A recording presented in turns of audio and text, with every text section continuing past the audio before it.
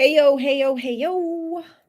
Happy Tuesday, happy election day, happy life. I would like to start and then we're going to talk a little bit about the serenity prayer today. Seems appropriate, right? God grant me serenity to accept the things that I cannot change, the courage to change the things I can, and the wisdom to know the difference. Living one day at a time, enjoying one moment at a time, accepting hardship as a pathway to peace. Taking, as Jesus did, this sinful world as it is, not as I would have it. Trusting that you will make all things right if I surrender to your will, so that I may be reasonably happy in this life and supremely happy with you forever in the next. Amen. The front part of that serenity prayer, God grant me the serenity to accept the things I cannot change, the courage to change the things I can, and the wisdom to know the difference. So that front part of that prayer is one I feel like I heard my mom talk about since I was a little girl, and it was my father-in-law's favorite and a big piece of his funeral and celebration. It is just woven itself throughout my life. But I really didn't know the full prayer until recently. And so I really just want to kind of line by line plant it as a seed of peace today. Plant it as a seed of remembering for myself, for my family, an anchor really, and for anybody listening. And as we move through not just this day, but what will come on the other side of this election. Because what I feel like I know for sure, I have no idea what the outcome is going to be. I feel unattached to the outcome in this moment. I did vote. So I did, step into the courage to, do the things that I can do, but also this serenity and surrender of letting go of what I don't have control over. But I know that whatever comes up is going to now shift us down a different path, right? We know that there's going to be a catalyst for change of some sort that comes on the other side of this mountain. And it's just the next chapter. It's just the next unfolding level that we're all going to go through together, but also individually. And I feel like this prayer is such a beautiful anchor for anybody who wants to stay sane and wants to stay healthy and wants to stay focused on what really matters. And like it says, in this life and the next. So, God grant me the serenity. And even just saying that out loud, I feel, we tell a lot of people in the practice, take a breath, take a big, deep breath. And that's what serenity is to me, to accept the things I cannot change. And for me, there's just a release of tension in my system. What does accepting the things I cannot change, what does that feel like in your body to accept the things that you cannot change, to just release that tension, that push of fight or flight that might be going off in your nervous system. The courage to change the things I can. Rah, courage, like that. We get our shoulders up, we take a big deep breath, and like, what can I do today? Joey and I took a second to just lay in bed this morning and hold each other for a minute, which was courage in a moment of like, let's not just get out of bed like it's any other day. Let's just take a minute right here, right now, and just breathe and say a prayer of whatever comes and whatever we get swept up in individually or together, today and observe. We got each other, right? So that was courage to grab a hold of that moment. And I, going to vote at St. Elizabeth Catholic Church of all places, and getting to walk in and just anchor it as a prayer to go like I'm doing what feels like my part, because I think democracy is beautiful. I think a lot of what I understand the roots of our history to be is beautiful, and a lot of the things that I've learned are not so beautiful. But as imperfect as it is, I'm grateful I live where I do. I'm grateful to have a say, to be given an opportunity to go vote today. And so taking that courage to eat well today, to move my body, to pray, to do the things I can do, to hug my kids, to nurture them. We're going to do a little homeschool lesson at home right now on the Constitution and the amendments and voting and the whole, setup, because I want my 8-year-olds and my 13-year-olds to critically think. So I have the courage to change the things I can and to be kind to everyone on such an interesting day. And then the wisdom to know the difference. Like, what does wisdom feel like to go, okay, this is not my first rodeo at 41 years old, right? This is, life will go on through these things, and we're going to navigate it even when it's hard. Life typically goes on. And so I'm moving now with a new wisdom and a new steadiness in my nervous system. Now we get into it, living one day at a time. Let's just live today. Let's be in today. This may be a moment in history that they talk about for years to come, and you get to live in it. You were chosen to live at this time. You were born to live at this time. We are collectively here because we're meant to be here.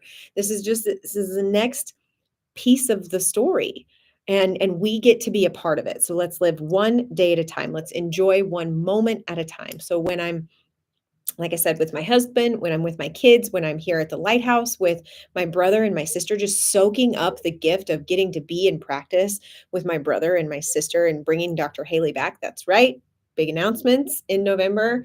She's coming back, just getting to kind of remember all of the lives that have been, a part of this chiropractic office and the people that we get to take care of, and taking a minute to just pray for them and give gratitude to be a chiropractor, to get to be called into this.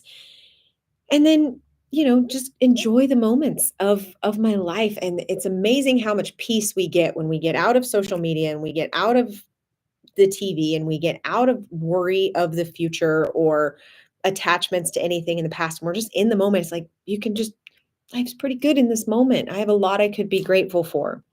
Accepting hardship is a pathway to peace. Boom. This one, guys, like, it sums up the acceptance and surrender into anything that's gone wrong or hard through life, but also just looking at this container of the election and the difficulties and the division, and what if it's purposeful? You will hear us over and over again say that pain has purpose, and if we're uncomfortable, it's because we're supposed to be. I believe that we're, put in these situations, these seasons collectively, because it's forging the fire that it takes to turn us into our best versions. And it strips us down. It really invites an opportunity to look at ourselves and what's good and what's not so good and what's strong and what's weak.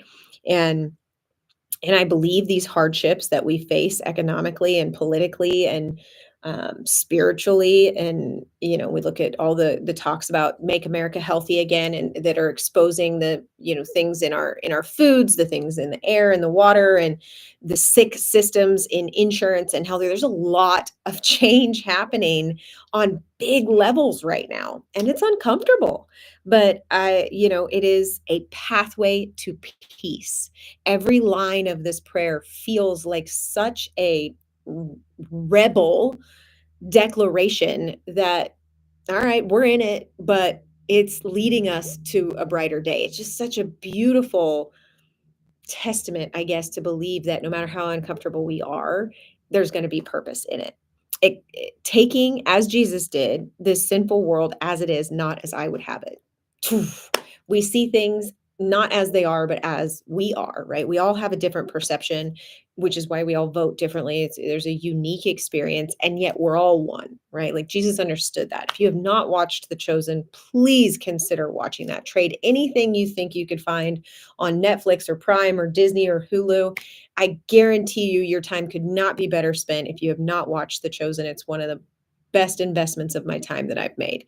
And I feel closer to Jesus, to faith, to love, to hope in the moments that I've spent getting to know Jesus, getting to know his walk, getting to know this idea of Christ consciousness and what would Jesus do, and seeing what love looked like, even in the face, especially in the face of the things that he saw and went through. So it again releases this tension in my system to save the world, to make it all a certain way, and just know, like, it's not my job to save the world. It is my job to do my part and to be kind and to tell the truth.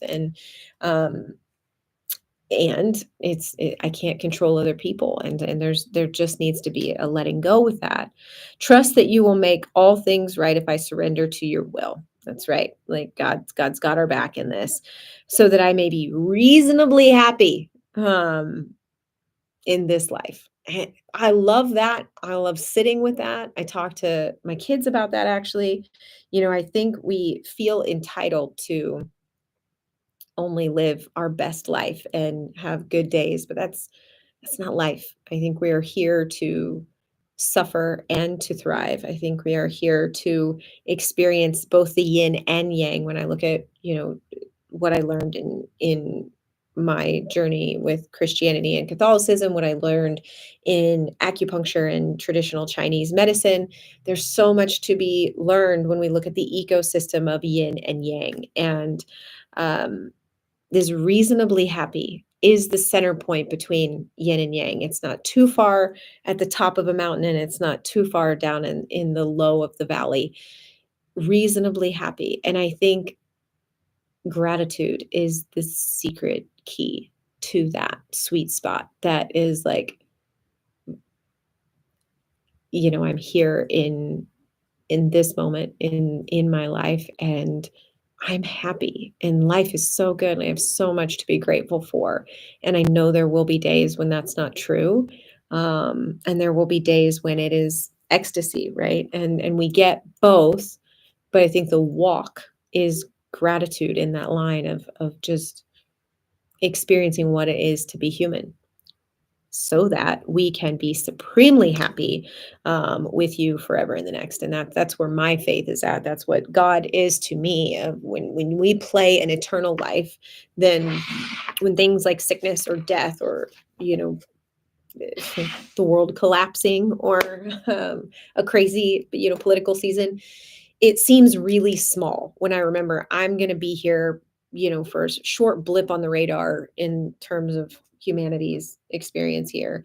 And then I get to go where we go. And this is just a piece, and it's our mortality is such a small thing comparatively to the bigness of our spiritual path and our spiritual walk, getting to know God. So that is my piece on the Serenity Prayer. It was first written in the 1930s. It brings clarity. It speaks to resilience. It reduces my stress and puts me in a whole different mental state. And I think it can improve relationships because where I might very much disagree with somebody about where they stand on a certain topic or a certain thing, I feel like I can meet them there with the tone that this prayer opens up, and it allows for, spiritual growth. So that's why I wanted to open with that today. I hope it helps you and that it can be an anchor on this day and other days. We've talked about the election. I cannot be a chiropractor whose job is to evaluate and adjust and create tone and ease in the nervous system. I cannot do my job with that, in my opinion, if I'm not at least addressing that people are experiencing this political season and election. It has been chaos pretty consistently for 4 years. It's exhausting. We've been in sprint mode and it's wearing people down. It's making people sick. And so that's why I feel called to talk about it on these office hours, because I do think a lot of people underestimate how much of an effect it has on your physical, mental, and emotional health. And so, just continue to look at ways that you can stay in your prayers and stay in your own intentions and continue to be curious and, unlearn things that don't serve you and learn new things that will, and embrace change. I mean, I did cast my vote. I have my hope for, what the momentum of our culture looks like moving forward. I think one way feels a lot better to me. And I cast that vote. Now I feel unattached of whatever comes, I'm going to roll with the punches, because what's the alternative? Be for the new world you want to create instead of resisting the old world that was. And I just want to move forward, embracing whatever changes come, knowing that I feel held by, God's direction. I encourage you to participate in voting and to feel good about that as an act of prayer and rebellion, that your voice matters, that your perspective matters. I do understand many more layers than I did 4 years ago about the history of our government. And, I have my own thoughts of how much power I feel like I have at that level, but I feel that it does matter more than ever to anchor in believing in democracy and believing that our country can be healed through some of the sicknesses that we have, that lies can be exposed and wrongs can be, brought to a justice. I want to believe in those things. I think the American dream is a beautiful thing. I'm grateful to live here, and so that's why voting for me today was much bigger than the who I was voting for. It's what I'm voting for. I am voting for a healthier, happier, more prosperous momentum individually and collectively. And I hope maybe you take a second to do the same, because that's the future I feel like we could all be proud to give our kids. And just God bless it, limit your exposure to the media today. Be just I don't think that social media or media is inherently bad as much as how we interface with it. So just be able to walk away, be able to turn it off. Don't lose yourself in it, and um, let's practice some compassion along the way. And this brings me to talking about heart rate variability. So I brought this up in a few different videos. Heart rate variability refers to the variation in time intervals between consecutive heartbeats. It measures the autonomic nervous system's regulation of the heart and is influenced by factors of stress, physical activity, and overall health. So HRV is something that's big in chiropractic. And we just got a brand new technology, a CLA Insight scanner that we're going to be bringing into the practice. So stay tuned and get in here for that here in these next few months, because this is one of the most stressful times of the year. Election aside, we get into holidays, we get into winter, we get into end of year, start of year. There's so many irons in the fire. So I'm even more excited that we have this technology to use with our people. And one of the, three prongs that it approaches testing to is HRV. So we have that, I can't wait to bring. Like I said, it is an indicator of the autonomic nervous system function. So we have two different systems going on in our master system: the brain, the body, the spinal cord. We have the autonomic and the sympathetic. The sympathetic is the fight or flight response, fight, flight, or freeze. This is, it's what we need for survival. It's more of our, can be activated in our reptilian parts of our brain where we're just trying to survive. So back in the day, this is really good, because if a tiger's jumping out, we trigger in a fight or flight, we run away, and it maximizes our strength and our power to respond to stressful things going on in our environment. Now, it's not so good because we're kind of living in perpetual tiger mode, right? We perpetually, because of social media, busy schedules, stress culture, really in achievement and all the things, 15 different sports with kids. There's chronic stress, and that chronic impression within the sympathetic nervous system is what makes a lot of people hurt, what makes a lot of people sick, what leads us down paths to chronic disease, to cancer. And it's not good to live under that. The other side, of that system, the parasympathetic. So if the sympathetic is our gas pedal, then our autonomic is our brake pedal. And this is our rest and digest mode. And when, so parents will say, like, my baby's not pooping. It's like, yeah, because this child is stressed out. So the autonomic side, the rest and digest, literally some of those basic functions get turned off, blocked, don't work as good, because we're in hyperdrive, we're stressed out, and the body's perceiving that these other things going on are more important than, something as simple but as crucial as digestion. And so when we have a higher HRV, typically it indicates a healthier balance and a better autonomic function. So remember that, it was the variation in time intervals in consecutive heartbeats, and the higher your HRV is, that shows a higher level of resilience and adaptation in your system.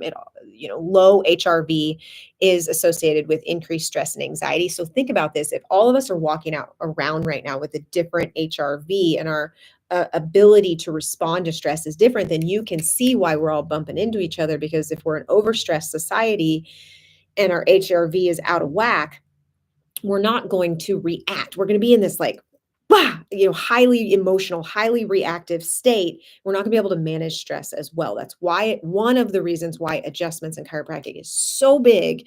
And what we're really passionate about here at the Lighthouse is being able to help your resiliency and help your adaptability with an adjustment because it improves HRV.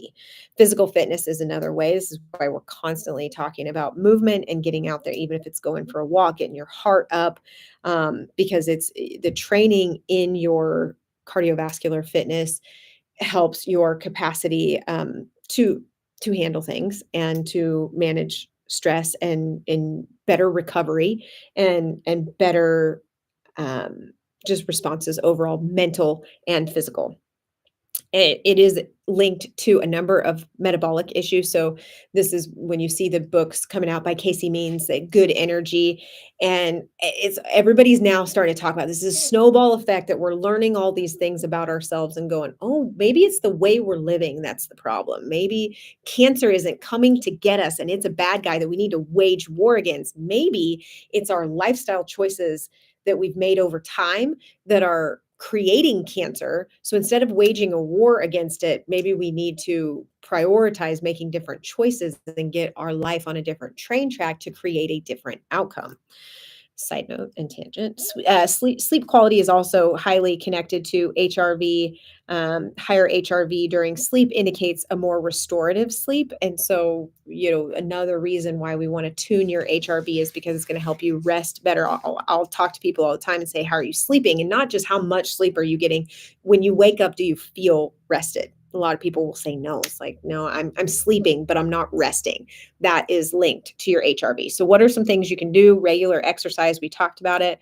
I was researching just what the baseline was for recommendation for regular physical exercise, like strength training, aerobic exercise, or flexibility workouts. And it said to aim for at least 150 minutes of moderate exercise each week. So 150 minutes, say across 5 days. You look at 30 minutes a day, and maybe it's less. I just, if you can start working it in, exercise is huge. Manage your stress. We've talked about this the last few weeks a lot, so I won't hit it too hard, but meditation and prayer, yoga, deep breathing. How can you lower the stress you're engaging with, because that is going to help set a different rhythm in your HRV. Prioritize sleep. Make sure you're getting sleep. Use this time change that, to look at what time you go to bed and how much and what quality of sleep you're getting. Look at your environment, turning off the lights in your bedroom. Like, what is your nighttime routine just in general? How could you improve your sleep and bedtime routine for yourself and for your family? Stay hydrated. Hydration's huge in its link to HRV levels. Balanced nutrition. So if we're constantly eating carbs and sugars and refined, processed foods, they're not going to help the resilience of our system. If we're really mindful of our healthy fats and our proteins and vegetables and fruits high in omega fatty acids, and if we're looking for really robust nutrition, then that's going to help the resiliency of our system as well. Limit stimulants. So I've been, caffeine junkie for years. I feel like, if somebody would have told me to limit my caffeine in chiropractic school or in some of the stages of motherhood, I would laugh at you. But it is wild. I mean, it's like putting your energy on a credit card, because you're stealing energy units from tomorrow or from later, and you're trying to put them all in now. And so, it is a tough one to cut, but I would highly recommend taking a look at it, because the less you do, the better you will be. Avoid alcohol use or abuse. The studies left, right, and center are coming out about alcohol's effects. And this time of year, when we look at holidays, alcohol use tends to go way up for people that maybe don't drink as much. They're getting together and gathering more, and they're exposed to it more, so they partake in it more. And alcohol use throws HRV off big time. It does not help you rest better. I found out a lot with the Oura ring, just different, effects of caffeine and alcohol with diet, different stressful days, of what type of sleep I would have. And the proof is right there. So I would look at a Whoop or a Oura ring if you want to be testing these kinds of things. Stay connected to your people. Being around healthy energy vibes is good. for your health and for your HRV. Practice gratitude and breath, like we talked about. Anything you can do to bring you back to that serenity state, back to a grateful state, helps lower that drive in your system. And monitor it. Awareness is power. So come see us at the Lighthouse and check your HRV and check out our new technology. And then I also had, oh, where did I put it? Try to organize my apps and then I lose them. Gosh, what was it called? I'm gonna have to share it in the. Dr. Derek's gonna get me because he's the one that showed me about this. Where to put her? A really cool app that uses your camera to check your HRV. Dang it. Well, I'll find it, of course, right when I get off of here. I could have sworn I had it. Anyway, there are some really cool apps, free apps. There you are. Welltory, Welltory. And so this pops up and then it will tell you how to log a study. And it asks you, how are you feeling? How's your mood? How are you feeling physically? And then it will click on and it'll light up and you just keep your finger over here and it's going to record your HRV and give you a printout and give you some information. So that's something you can do just from right home right now. Guys, I'm going to steady it out in just a moment. Praying for you, praying for your family, praying for your health, praying for your sanity, praying for your peace, praying that we are all steadied in the storms of today with faith over fear, with hope that tomorrow is brighter. And, I was doing a journaling exercise last week, and one of the things that I wrote during that time, it was kind of practicing prompts, questions with God, and like, what would I ask? And one of the things that I wrote as I was doing that was just that if I don't have faith, if I don't have hope, how will others around me? And we're all connected. And so take your breath, dust yourself off, get your rest. Know that literally no matter what happens tomorrow morning when we all wake up, 2024 is bringing us all individually and collectively the medicine that we need to heal ourselves, to help heal the world. And the best is yet to be. I think that if I could sum up my prayer in November, election day, 2024, it's as little and a big idea as that we got this. And it's a beautiful time to be alive. We were born for this, so we'll just have to take up any of our issues with the big man when we get there. And I know there's a lot of suffering and a lot of pain for people out there right now, a lot of stress, money's tight. We have a number of people in the practice that have lost loved ones. And I'm just carrying you on my heart. And we're here for you. If there's anything we can do to support you, we are here for you. I love you. We will be seeing you soon.